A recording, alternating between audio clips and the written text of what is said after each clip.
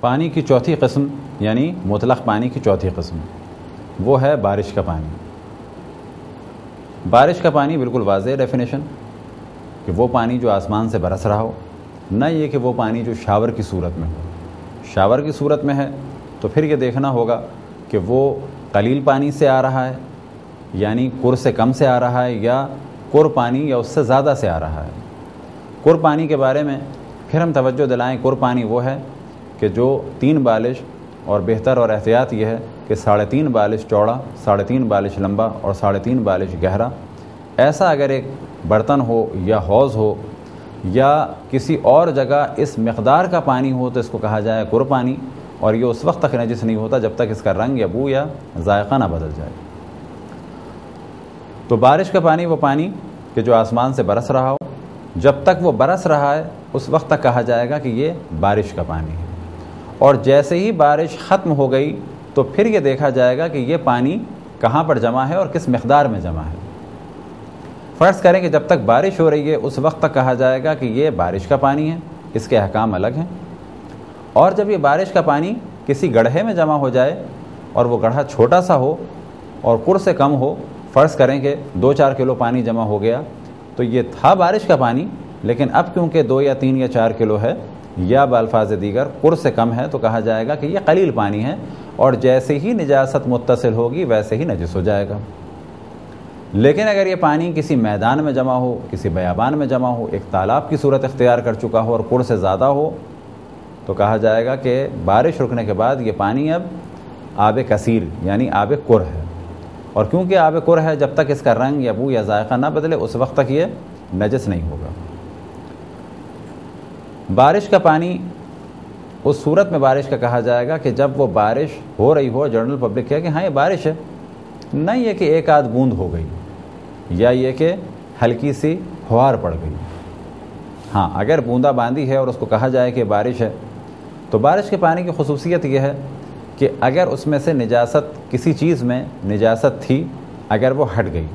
فرض کریں چادر تھی اور اس پہ خون تھا، اس پہ بارش تو ہوئی لیکن خون اپنی جگہ باقی رہا، تو کہا جائے گا بارش ہونے کے باوجود یہ چادر ویسی کی ویسی نجس ہے۔ لیکن اگر اس پہ خون تھا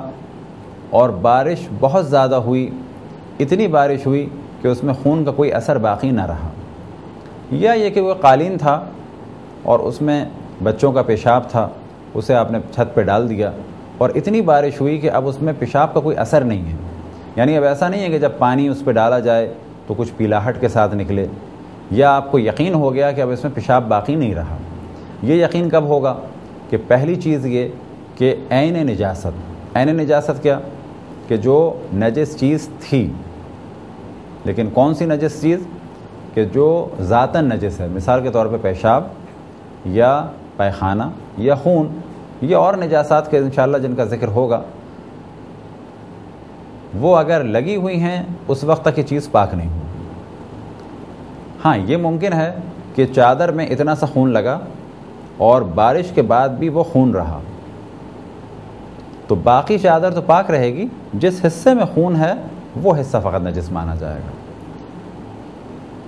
اب اگر وہ قالین تھا، اس میں پیشاب تھا بچوں کا، وہ آپ نے چھت پہ ڈال دیا اور خوب اس پہ بارش ہوئی، لیکن اتنی بارش ہوئی کہ پیشاب کا کوئی اثر باقی نہیں ہے، اسی طریقے سے بارش کا پانی اس نجس قالین کے ہر حصے میں داخل ہو جائے، تو بارش کے پانی کی خصوصیت یہ ہے کہ نچوڑنے کی ضرورت نہیں ہے۔ عام حالات میں اگر ہم قالین پاک کرنا چاہتے تو ضروری تھا کہ ہم کسی بھی طریقے سے پانی کو نکالیں، چاہے ایک چھوٹا اگر قالین ہے تو نچوڑنے کے ذریعے، بڑا قالین ہے تو کسی وائپر کے ذریعے سے یا کسی اور طریقے سے۔ لیکن بارش کے پانی کی خصوصیت یہ ہے کہ اگر نجاست نکل گئی اور اس پہ اچھی طریقے سے بارش ہو گئی تو کہا جائے گا کپڑے کو نچوڑنے کی ضرورت نہیں ہے اور یہ کپڑا پاک ہو گیا۔ بارش کا پانی چاہے ڈائریکٹ کسی چیز پہ پڑے یا یہ کہ کھڑکی سے پانی اندر آئے، یہ میز نجس تھی، اس پہ ہوا کے ذریعے سے پانی آ کے گرا، فرض کریں کہ یہ ہاتھ نجس تھا، یہ میز گیلی تھی، اس پہ ہمارا ہاتھ لگ گیا، ہاتھ میں ہلکا سا خون تھا، یہ میز نجس ہو گئی، اسے ہم نے ٹیشو پیپر سے صاف کر دیا، لیکن صاف کرنے کے باوجود بھی یہ نجس ہے۔ کھڑکی کھلی اور اس وقت بارش ہو رہی تھی اور پانی اس پہ آیا، چاہے وہ ہوا کے ذریعے آ رہا ہو، کہا جائے گا کہ یہ میز پاک ہو گئی کیونکہ بارش کا پانی اس میں آیا۔ اسی طریقے سے اگر بارش کا پانی چھت سے بہتا ہوا چھت سے بہتا ہوا سیڑھیوں کے ذریعے نیچے آئے تو جب تک بارش ہو رہی ہے کہا جائے گا جو پانی سیڑھی پہ بہہ رہا ہے یہ بارش کا پانی ہے، اور بارش کے پانی کا حکم یہ ہے کہ اگر وہ کسی نجس قالین یا نجس کپڑے پہ آئے لیکن اتنا آئے کہ تمام اس کے حصے تک پہنچ جائے اور اس میں کسی قسم کی عین نجاست یعنی وہ چیز کہ جو کبھی بھی پاک نہیں ہو سکتی، مثال کے طور پہ خون یا پیشاب یا پیخانہ یا اور نجاسات، یہ اس میں نہیں لگی ہوئی ہیں۔ فرض کریں ایک چادر آپ نے دروازے کے پاس رکھی ہوئی تھی گرد روکنے کے لیے، اور وہ چادر نجس بھی تھی لیکن اس میں کسی قسم کا عین نجاست یعنی پیشاب یا پخانہ یا کوئی اور خاص قسم کی چیز نہیں تھی۔ بارش ہوئی اور وہ چادر بارش کے پانی سے گیلی ہو گئی تو کہا جائے گا یہ چادر پاک ہو گئی کیونکہ اس میں بارش کا پانی ڈائریکٹ آیا، یا یہ کہ سیڑھیوں پہ سے بہتا ہوا آیا اس چادر تک، وہ چادر پوری کی پوری گیلی ہو گئی، لیکن کب کہ جب بارش ہو رہی تھی۔ اب یہاں تصور یہ کریں، جو ایک مثال دی جا سکتی ہے کہ بارش یہاں ہو رہی تھی اور پانی بہتا ہوا سیڑھی سے آ رہا تھا تو کہا جائے گا کہ یہ پانی بارش کا پانی ہے۔ لیکن اگر بارش یہاں ہوئی اور ہو کے رک گئی اور اب یہ پانی بہتا ہوا تیسری منزل سے نیچے آیا تو کہا جائے گا یہ پانی قلیل پانی ہے،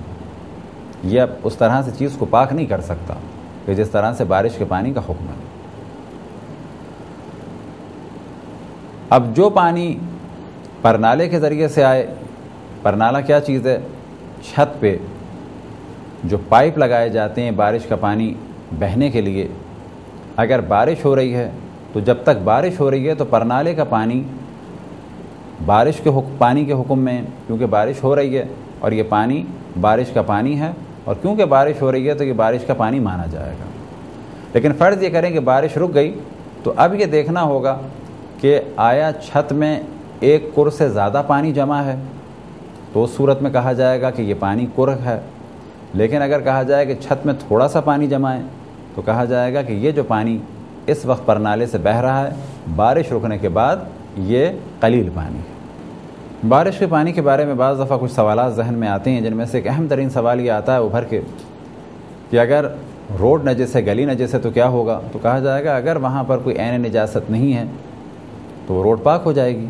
یعنی گلی پاک ہو سکتی ہے، گلی بھی پاک ہو سکتی ہے بارش کے پانی سے۔ فرض کریں کہ گلی میں بارش سے پہلے تک نجاست تھی اور جیسے ہی بارش ہوئی اور وہ نجاست اگر ختم ہو گئی تو کہا جائے گلی پاک ہے۔ یا صحن نجس تھا، کچھ دیر پہلے کسی بچے نے پیشاب کیا تھا، اب جیسی بارش ہوئی تو جہاں جہاں بارش کا پانی گیا ہے وہ حصہ پاک ہو چکا ہے۔ اب یہ اور بات ہے کہ فرض کریں کسی کا بہت بڑا سا ٹیرس ہے یا صحن کا ایک حصہ کھلا ہوا ہے اور یہ سب کا سب نجس تھا، بارش فقط اس حصے میں ہوئی تو کہا جائے گا جہاں تک پانی آیا ہے یہ حصہ پاک ہے، اور باقی حصہ حسب سابق یعنی جس طرح سے پہلے نجس تھا اسی طریقے سے بھی نجس ہے۔ لیکن دوران بارش اگر پانی ہر جگہ پہنچ جائے، فرض کریں جہاں سے پانی بہتا تھا جہاں پر بہنے کی جگہ بند ہو گئی اور بارش کی وجہ سے پانی بھر گیا اور پورے گھر میں یا صحن میں آ گیا تو کہا جائے گا یہ پورا گھر یا پورا صحن، کیونکہ بارش ہو رہی تھی اس وقت یہ پانی ہر جگہ پہنچا تو یہ سارا کا سارا پانی پاک ہو جائے گا۔ روڈ وغیرہ پہ ایک پرابلم بعض دفعہ ذہن میں آتا ہے بارش کے بعد کہ جو پانی روڈ پہ پڑا ہے وہ پاک ہے یا نجس ہے، تو کہا جائے گا اگر بارش ہوئی ہے اور آپ کو یقین ہے کہ یہ بارش کا پانی ہی ہے تو یہ پاک ہے۔ لیکن بعض دفعہ خصوصاً ہمارے معاشرے میں انڈیا اور پاکستان میں کہ دعا کرنی چاہیے خداوند تبارک و تعالی ہمارے حاکموں کو یہ توفیق عطا فرمائے کہ وہ کچھ عوام کے کام آئیں اور ان کی مشکلات کو حل کریں۔ ہم یہ دیکھتے ہیں کہ یہاں بارش ہوئی تو ایک جانب ایک صاف پانی آسمان سے آ رہا ہوتا ہے اور دوسری جانب گندا پانی گٹروں سے ابل رہا ہوتا ہے۔ اگر کسی گلی یا علاقے میں یا فرض کریں کوئی ایسا علاقہ ہے جہاں گٹر کا کوئی پانی نہیں ہے تو جہاں جہاں بارش ہوئی ہے چاہے وہ لان ہو چاہے وہ روڈ ہو وہ سب کا سب پاک ہو جائے گا۔ لیکن وہ علاقے کہ یہاں بارش ہوئی اور وہاں گٹر کا پانی ابلنا شروع ہوا، اب اگر گٹر کا پانی اتنا ہے مقدار میں کہ وہ بارش کے پانی پہ غالب آ گیا، مثال کے طور پہ یہاں بارش ہو رہی ہے اور صاف پانی بہہ رہا ہے، دوسری جانب گٹر سے نکل کے کالا اور گندا پانی بہہ رہا ہے، تو کہا جائے گا کہ یہ جو پانی ہے وہ پاک ہے، اور یہ جو پانی بارش کے دوران گلی میں بھر گیا ہے کالا پانی، کیونکہ گٹر کا پانی ہے، یہ سب کا سب نجس ہے۔ لیکن فرض یہ کریں کہ لائنیں صحیح ہو جائیں اور اتنا اس پہ پانی بارش کا گرے اس گلی میں یا اس روڈ پر کہ اب نجاست باقی نہ رہے، تو کہا جائے گلی بھی پاک ہو گئی۔ لہٰذا ایک مسئلہ بیان کیا جاتا ہے، اگر مٹی نجس تھی اور اس پہ بارش ہو جائے اور اتنی بارش ہو جائے کہ وہ مٹی کیچڑ میں بدل جائے تو وہ مٹی بھی پاک ہو جائے گی، لیکن شرط یہ ہے پاک ہونے کی کہ جب وہ کیچڑ میں بدلی ہے تو اس وقت اس میں عین نجاست نہ ہو۔ اسی طریقے سے ایک سوال یہ ذہن میں آ سکتا ہے کہ روڈ کے ارد گرد جو تھوڑا سا پانی پڑا ہوا ہے وہ پاک ہے؟ بالکل پاک ہے۔ اگر کوئی جانور، نجس جانور، مثال کے طور پر کتا گزرے تو کیا ہوگا؟ کہا جائے گا کہ اگر بارش ہو رہی تھی اور کتا اس قلیل پانی پہ سے گزرا کہ جو روڈ کے کونے میں تھا، کیونکہ بارش ہو رہی تھی تو کتے کے گزرنے کے بعد بھی وہ پانی پاک رہے گا کیونکہ بارش ہو رہی تھی۔ ہاں، اگر اس میں خون ڈال دیا جائے اور وہ روڈ کے ارد گرد جو پانی تھا اس کا رنگ بدل جائے یا بو بدل جائے یا ذائقہ بدل جائے یا تینوں ہی چیزیں بدل جائیں، تو باوجود یہ کہ بارش ہو رہی ہے کہا جائے گا کہ یہ نجس ہے۔ لیکن اگر اتنی بارش ہو کہ اس کا رنگ یا بو یا ذائقہ دوبارہ نارمل ہو جائے تو کہا جائے گا کہ یہ گڑھے کا پانی نجس تھا، اتنی زیادہ بارش ہوئی کہ یہ پاک ہو گیا۔ بس اگر ایک گڑھے میں یا روڈ کے کسی کنارے کچھ پانی جمع ہے، البتہ بارش کا پانی کہ جس کے بارے میں ہمیں یقین تھا کہ یہ پاک ہے، اس میں سے کتا گزر جائے تو اگر بارش رکی ہوئی ہے تو وہ سب کا سب نجس ہو جائے گا، لیکن اگر بارش جاری ہے اور وہ وہاں سے گزر جائے تو کہا جائے گا کہ یہ پانی نجس نہیں ہوا، اور اگر نجس ہو بھی گیا تھا تو بارش کی وجہ سے پاک ہو گیا۔